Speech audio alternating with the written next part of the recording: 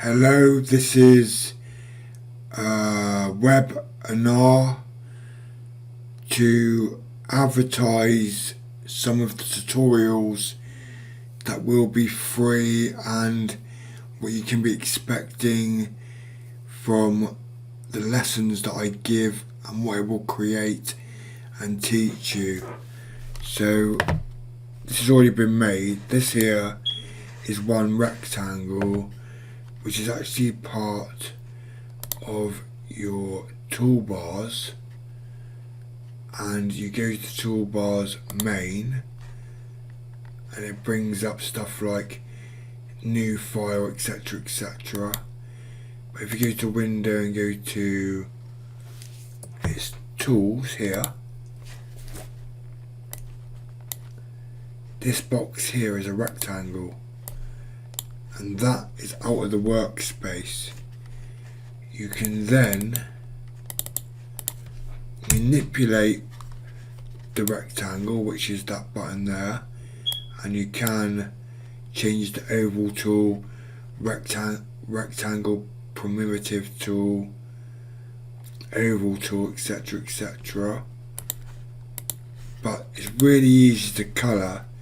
If you go to colour, you can see that I've set transparency here and picked two colours and just ratioed it according to the garnet transform tool or gradient transform tool. I just call it a garnet, it's just something I call it. This here is 3D text, but here's the timeline. It's all animated. The timeline states that this layer 3 is this item, the 3D text, which you can create using a normal text tool, and eventually this can be turned into an ident, but this is actually something that's animated in Flash. So if I just press Control and Enter,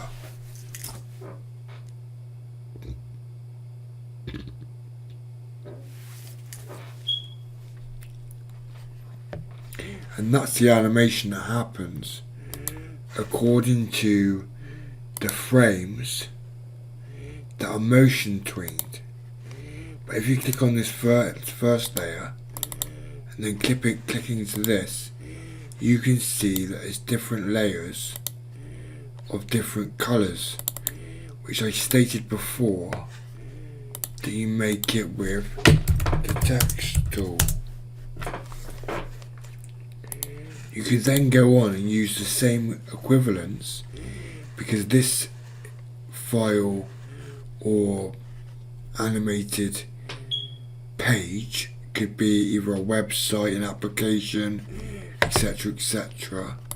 I'm going to close this down and show you that can then turn into, if you symbolize it and export it in different ways, which I will be teaching people that.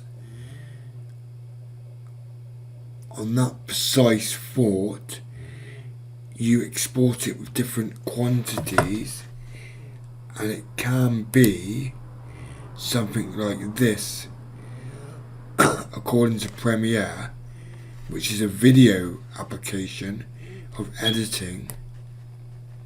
And the truth is, it's made out of the exact same elements that are pieces of that animated computer graphic into a photo file, which then you can animate for video.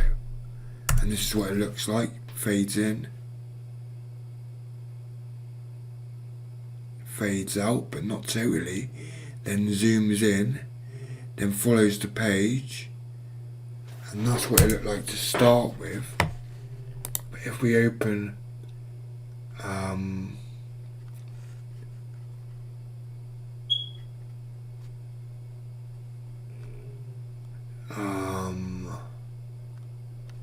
this one here, I think it's actually exactly the same, but it basically demonstrates that you can make the same animation with Adobe Flash for one situation, or Adobe Animate for one situation of multimedia, but then also create the elements separately as well, the exact same elements, then put them into Premiere and make an ident.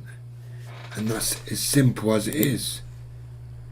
I thank you for listening, and I hope it explained enough about how you can learn to make your own defined logos in different formats according to Adobe software. Thank you.